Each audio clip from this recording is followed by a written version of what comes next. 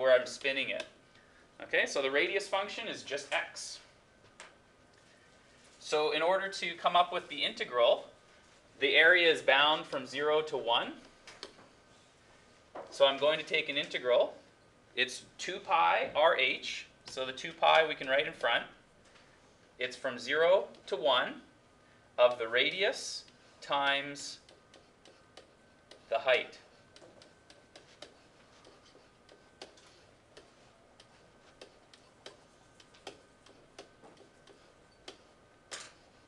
Okay, and we'll leave it here. We'll assume that you guys will be wasting your time to do that integral on the calculator. Okay? So any questions so far about setting up the shell method? I know it's our first one, but this is what we're going to kind of practice, is how do we find that radius function, how do we find that height function? Are we good to change up, or are there any questions I can... Yes? Why is the radius x? The radius is x because if I look at one rotation, like in this example up here, and I'm looking at this rotation, if I'm just going to draw the sliver, okay? So instead of having a rectangle, this sliver is going to be rotated around. And I have to think about, if I'm at this position, which is just x, it has a height of x minus x cubed. So that's the relationship between them. When I'm at the position x, that is the width, or the radius, when I rotate this thing. The other relationship, the height, is given in terms of that x. So for example, when we're at this bar here, if it's at a half, the radius is a half, so it would be 0.5, while the height would be 0.5 minus 0.5 cubed. Okay? So I'm trying to pick out how those two are connected. One function that describes radius, one that describes the height. Okay? So let's move on.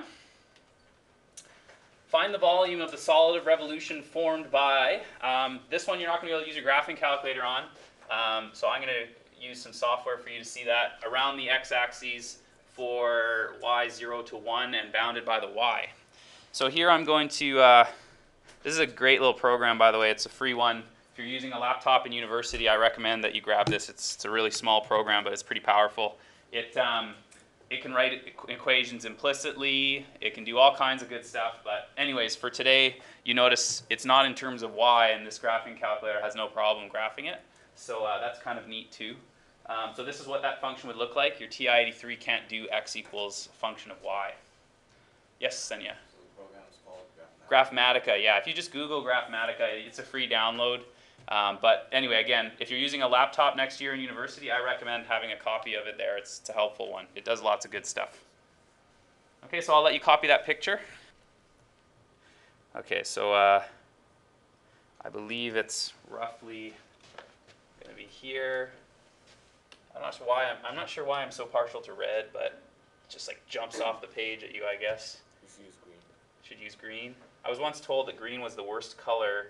One of the students said, for God's sakes, don't write in green whatever you do. So I guess I don't write in green just because of that person. Okay, so it looks something like this, to the best of my artistic abilities. And it's important to draw as much information as you can to help in the picture. So you notice that one thing I always do is I show the region that's bounded.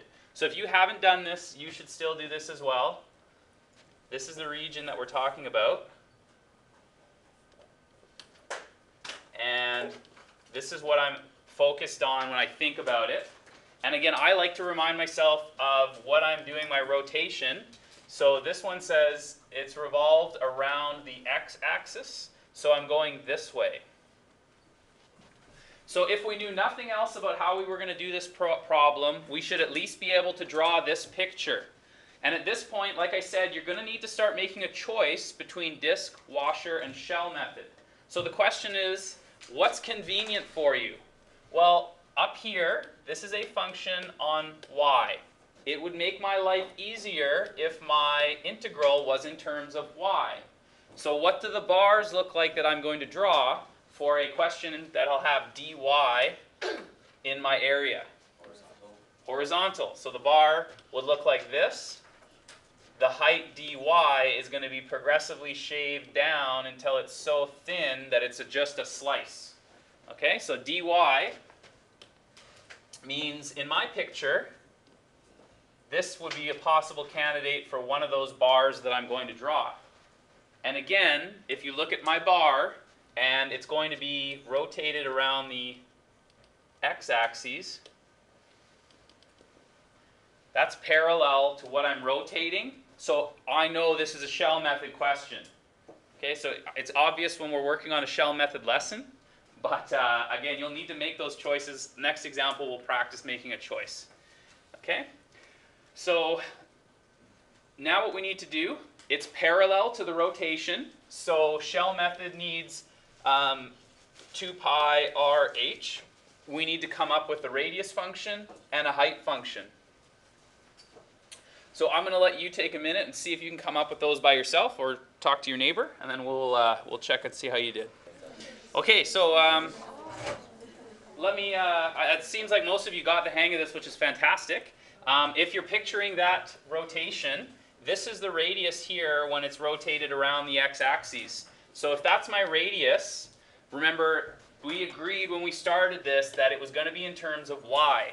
So the radius is just equal to however high up you are on the y-axis. So my radius function is just y.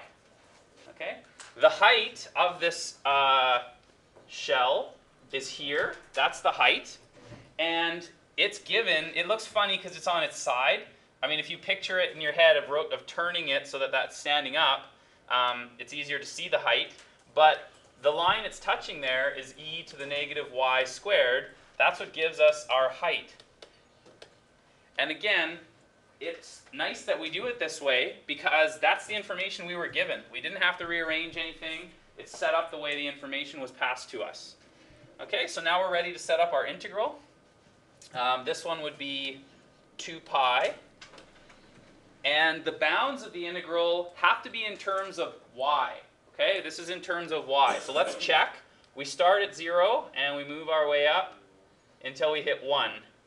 So it's, in this example, it's the same bounds if we did it for x. But remember, if you're doing it in terms of y, you must keep your bounds relative to that as well. So 0 to 1, it's going to be the radius function times the height. And I know we weren't normally evaluating these, but it's probably good practice that we just do 1. So this example here, we haven't done this for a little bit. You can do this one. It's a little bit trickier than just a polynomial, so we'll practice it. See if you can come up with the integral here, and then I'll check and see how you. Okay, so you can keep working, but you can double check against me. I'm just going to start putting my work up on the board.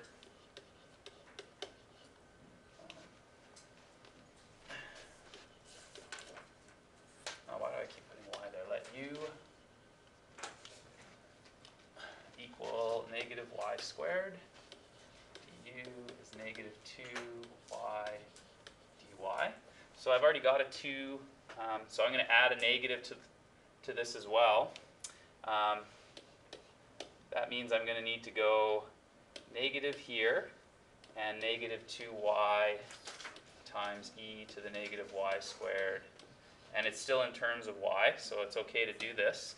But before I make my switch, remember when you're doing a definite integral and you're actually evaluating it, you have to change those bounds. So the new upper is going to be negative 1 squared, which is negative 1.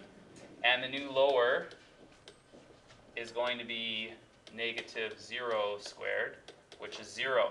So if I do this integral in terms of in terms of u, it's going to be the integral from 0 to negative 1 of e to the u du once I make the substitution. Okay? And that, of course, I don't know if your graphing calculator can do it with a higher number on the bottom. So you can also change this. It's another good one to remember. You can go from negative 1 to 0 because I've gotten rid of the negative sign here. Right? That flips the bounds. So I'll leave it in this state because this part would just be calculator, but it would become pi e to the u, evaluated from -1 to 0.